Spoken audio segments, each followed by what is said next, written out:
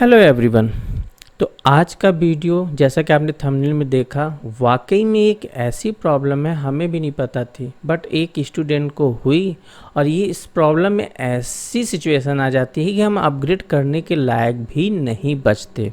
हम आगे वीडियो में प्रूफ के साथ बताएंगे कि आखिर ऐसी क्या प्रॉब्लम थी और फिर हमने उसको सॉल्यूशन भी दिया। वैसे तो ये हमारे पेड काउंसलिंग सर्विस नहीं लिए थे, उन्होंने चॉइस फिलिंग करने के बाद अपग्रेड राउंड में उन्होंने कांटेक्ट किया था।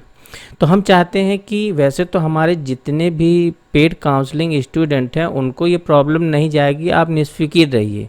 लेकिन और कोई जो न्यू स्टूडेंट है जो हमसे पेड काउंसलिंग नहीं ले रहे हैं तो वो ये चेक ज़रूर कर लें।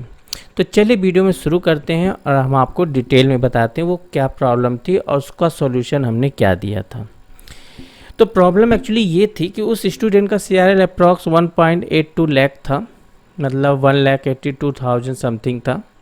अब उसकी प्रॉब्लम देखिए, एक्चुअली तो ये तो मैंने समझाने के लिए एक बनाया है, उसकी चॉइस फिलिंग लिस्ट हमारे पास नहीं है और ढूंढनी भी पड़ती। तो हम इस एग्जांपल से आपको प्रॉपर तरीके से समझा सकते हैं और आपको समझ में भी आ जाएगा, तो इसलिए हमने ये रिपोर्ट तैयार की है।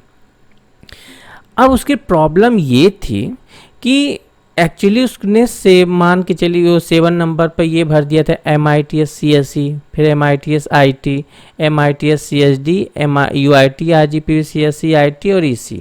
अब उसके जो CRL थे उसके बिहार पे उसको फर्स्ट राउंड में, जैसे कि अभी आप चॉइस फिलिंग लॉक करेंगे फिर मेरिट लिस्ट आएगी, उसके बाद फर्स्ट राउंड का अलॉटमेंट लेटर आएगा। तो फर्स्ट राउंड में उसको क्या अलॉट हुई, UIT RGPV की EE। अब प्रॉब्लम देखिए उसकी कि प्रॉब्लम एक्चुअली थी क्या। अब प्रॉब्लम उसकी ये थी कि अब उसको करना था अपग्रेड। जैसा कि अपग्रेड राउंड का रूल है कि अगर आप जैसे EE मिली है तो अब ऊपर की किसी और ब्रांच को लेने की, मतलब अगर हमें लेना है तो हम फिर अपग्रेड राउंड में जाते हैं। तो सीधी सी बात है कि और अपग्रेड राउंड के डिटेल आपको वीडियो में मिल भी जाएंगे, लिंक में बता के भी रखे हैं और हल्का सा आपको बता भी रहे हैं कि या तो ऊपर की ब्रांच मिलेगी तो ये ब्रांच छूट जाएगी, और अगर ऊपर की कोई ब्रांच नहीं मिलती है तो ये तो हमारे पास रहेगी ही जो फर्स्ट राउंड में अलॉट होती है। अब अपग्रेड राउंड का प्रॉब्लम अब उसको प्रॉब्लम क्या थी वो समझते हैं। अब उसको चाहिए था EC, जैसा कि CSIT मिलने वाला था नहीं, लेकिन अब अपग्रेड से वो डर इसलिए रहा था कहीं MITS की CSD ना मिल जाए। अब प्रॉब्लम ये थी कि अगर ये मिलता है, अब वहाँ की फ़ीस वो अफोर्ड कर नहीं सकता था, जनरल कैटेगरी का स्टूडेंट था। अब ये मिलता है तो गया वो उसको हाथ से। अब समझिए, ध्यान से समझिए, प्रॉब्लम बहुत बड़ी प्रॉब्लम थी। अब अपग्रेड कर नहीं सकता और EE में लेना नहीं चाहता, क्योंकि अब फिर उसके पास सिर्फ एक ही ऑप्शन बचेगा, वो भी इंटरनल ब्रांच चेंजिंग।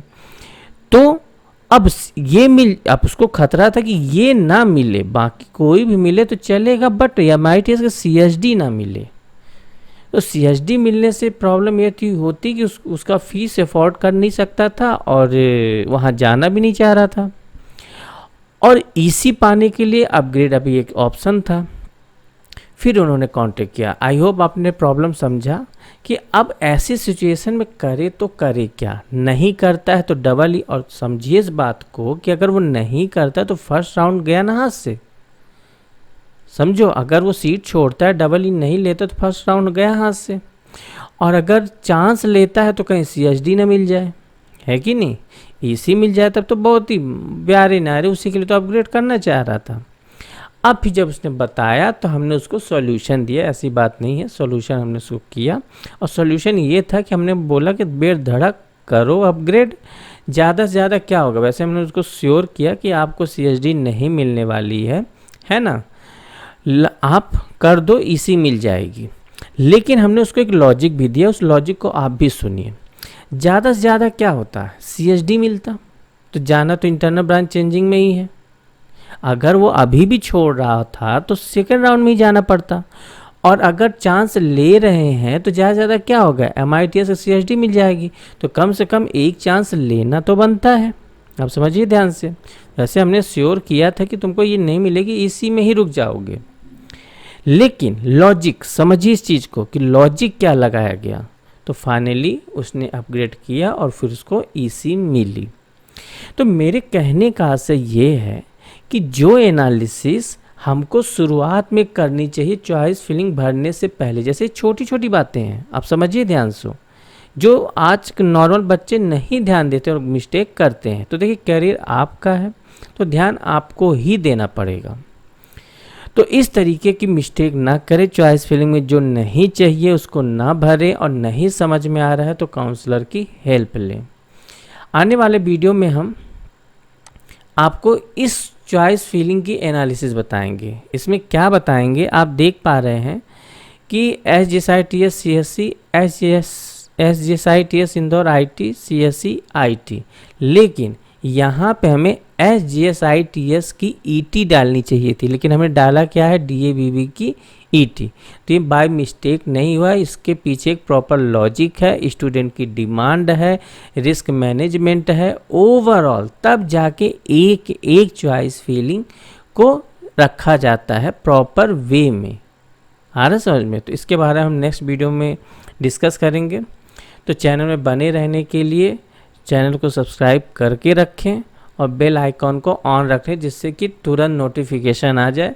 वैसे भी अभी जाके हमारी टीम को टाइम मिला तो ये वीडियो अपलोड किए हैं, और आने वाले वीडियो भी जल्दी अपलोड करने का प्रयास करेंगे। तो आई होप आपको पूरी चीज़ें समझ में आई हो, और अगर कुछ कन्फ्यूजन बचा हो तो आप कमेंट बॉक्स है, आप कमेंट कर सकते हैं।